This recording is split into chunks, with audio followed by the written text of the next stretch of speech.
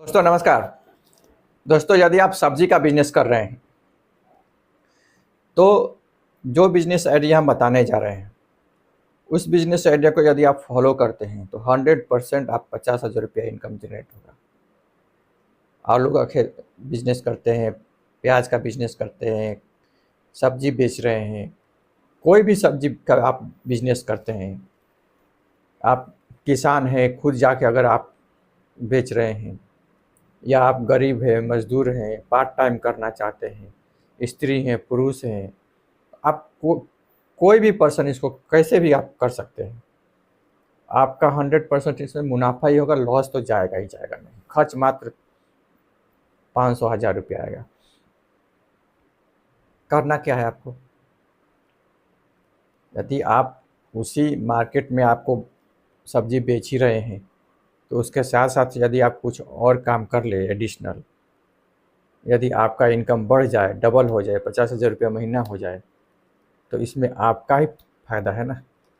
और पैसा बढ़ेगा, आमदनी बढ़ेगा तो आपका जीवन स्तर बढ़ेगा। आप बच्चे को पढ़ा सकते हैं, घर बना सकते हैं। और दोस्त, ये बिजनेस आइडिया यदि आपको अच्छा नहीं लगे तो आप कमेंट करके ज़रूर बताइएगा और शेयर मत कीजिएगा। अगर अच्छा लगे तो दबा कर शेयर कीजिएगा। और 100% मेरा गारंटी है कि ये बिजनेस सक्सेसफुल है।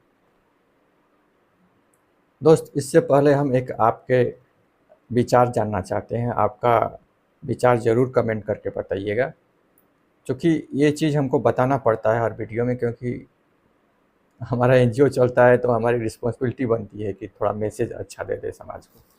बाकी आपके मर्जी। दोस्त, ये तो रियलिटी है।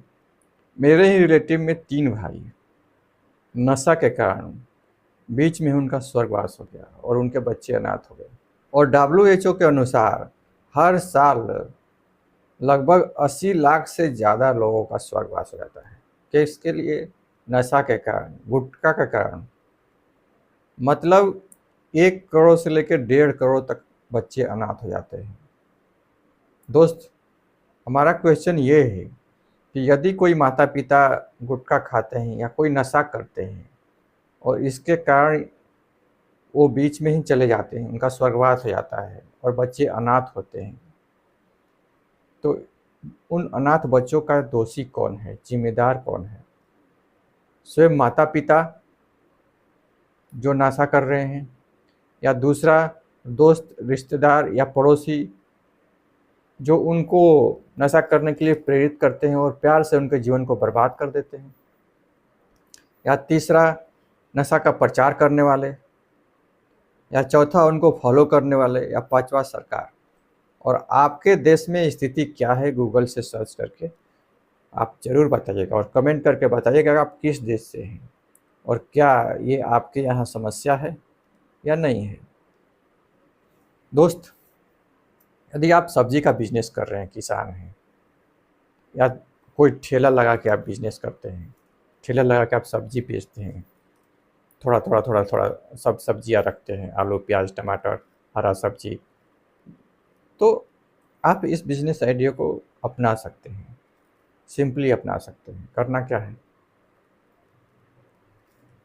जो आप ऑलरेडी घर में भी यूज करते हैं, पानी मंगाते हैं ना, 20 रुपया का जो जार आता है 20 लीटर का, तो 1 रुपया लीटर पड़ा पानी का। और नींबू खरीद लीजिए, 1 पाव खरीद लीजिए। फिर आप मार्केट में ही कम पड़े तो वहाँ से ले लीजिए। और आप ही बेच रहे हैं अगर नींबू तो अलग बात है।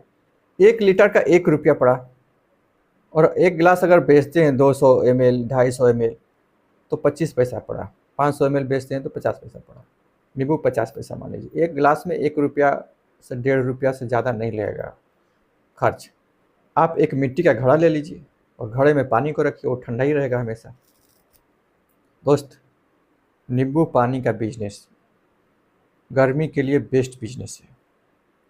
और 1 गिलास में आप 9 रुपया, 8 रुपया, 10 रुपया आप मुनाफा कमा सकते हैं। 15-20 रुपया गिलास बिकता है, 10 रुपया भी अगर गिलास बेचते हैं तो भी आपको 8 रुपया तो आपको मुनाफा हो जाएगा।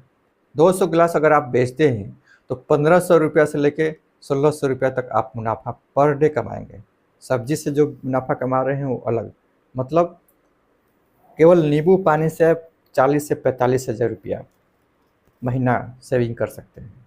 अगर 4 महीना का सेविंग हो गया तो 1.5 लाख रुपया आपका सेविंग हो जाएगा। 1.5 लाख में आपको क्या करना है, एक सैलून का दुकान खुलवा लीजिए, एक कारीगर रखिए और उसको बोलिए कि 50% वो ले लेगा, 50% आपको दे देगा। तो 30 से 35 हज़ार रुपया आपका पैसिव इनकम। आपको वहाँ दुकान पे जाना भी नहीं है, कारीगर काम कर रहा है और आपको पैसा मिल रहा है। आपको क्या करना है, नींबू पानी से केवल आपका दुकान खुल गया तो 30-35 हज़ार रुपया पैसिव इनकम जनरेट हो गया। और आप जो सब्जी से कमा रहे हैं बेच के वो अलग, तो 50 हज़ार रुपया तो 110% आपका मंथली का इनकम हो गया ना। और 50 हज़ार रुपया जब आपका इनकम हो गया तो आप दूसरा भी बिजनेस कर सकते हैं। और जो जिस बिजनेस में आप हैं, सब्जी का जो बिजनेस कर रहे हैं, उस बिजनेस का आइडिया खोजिए। जैसे आप एग्जांपल बता रहे हैं, आलू प्याज टमाटर जो भी आप बेच रहे हैं, सब्जी जो भी बेच रहे हैं, तो जब पैदावार होता है तो उसी समय खरीद के उसको कोल्ड स्टोरेज में रखिए। बाद में थोड़ा कॉस्ट बढ़ जाने पर उसको निकाल के आप बेच दीजिए तो डबल प्रॉफिट। आप सर्च कीजिए कि आप पैसिव इनकम कहाँ कहाँ से कमा सकते हैं, तो आप अमीर ज़रूर बनेंगे। और बाकी आपका राय क्या है, आप कमेंट करके ज़रूर बताइएगा। Thank you.